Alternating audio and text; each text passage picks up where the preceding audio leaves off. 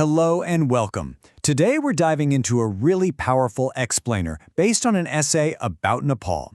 It gets us to ask a pretty big question. What actually makes a nation?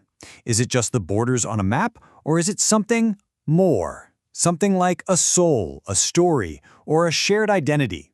Let's get into it. And this quote right here, this gets right to the heart of the whole idea. It's arguing that a country like Nepal isn't just defined by its physical territory.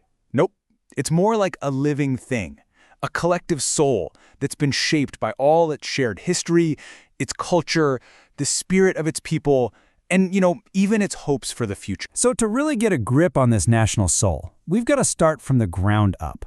Literally, the land of Nepal itself, with its three totally distinct terrains, really forms the foundation of its identity. First up, you've got the Himalayas. These massive, majestic peaks are so much more than just mountains. They're a huge symbol of national pride. They represent Nepal's incredible natural wealth. They're the source of its rivers, home to unique wildlife, and just have this awe-inspiring beauty that the whole world recognizes. Okay, so let's move down from those peaks into the rugged hills. This challenging landscape is seen as the very heart of Nepali courage and resilience.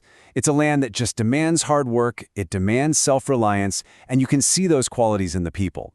Historically, this is the area we connect with the legendary bravery of the Gorkhalis, which really cements its identity as the cradle of courage. And finally, we've got the southern Terai Plains to complete the picture. With their flat, super rich soil, these lands are the national symbol of fertility and abundance. This is Nepal's breadbasket, right? It's where the essential crops grow, representing that life-giving, nurturing part of the nation's soul. So you have pride, courage, and fertility, all growing right out of the land itself. Now, what's really cool is how this diverse land gives birth to an equally diverse human landscape. The source material uses this beautiful metaphor to describe the people of Nepal. It calls them a vibrant and colorful shared garden. So this garden idea comes from this famous concept, often traced back to Nepal's unifier, Prithvi Narayan Shah. The idea of Nepal as a shared garden of 4 castes and 36 colors, it's such a powerful vision of unity. It suggests that every single group, just like a different flower, adds its own unique beauty to create one stunning, harmonious whole. And believe me, this garden is incredibly diverse. Here are just a few of the many groups: the Gurung, Chetri, Magar, Nuer, and Madesi. Each one brings its own distinct thread to the national tapestry, through its own language, its own dress, its own traditions. It all comes together to create a culture that is just so rich and complex. This cultural richness is so deep, there's a popular saying that Nepal is the land of 13 festivals in 12 months. Just think about that. It means celebration, harmony, and community aren't just for special occasions. They're woven right into the fabric of everyday life. It creates this constant rhythm of connection. But the source is also very realistic. It's not all roses. It acknowledges that this beautiful garden has its share of challenges, especially as it deals with all the pressures of the modern world. Every garden needs tending, and Nepal's is facing some pretty big tests right now. And that brings us to this central dilemma of modern life. The essay points out a real paradox. On one hand, you've got things like modern education and new technology bringing progress, which is great. But on the other hand, there's a risk. There's this danger that in grabbing on to all the new stuff, those unique traditions and cultural memories that make the gardens so special, well, they could start to fade away. And we're not just talking about abstract ideas here. These have real-world consequences. A lack of opportunity at home, made worse by ongoing issues like corruption, is pushing so many young people to leave the country for work. And what happens then?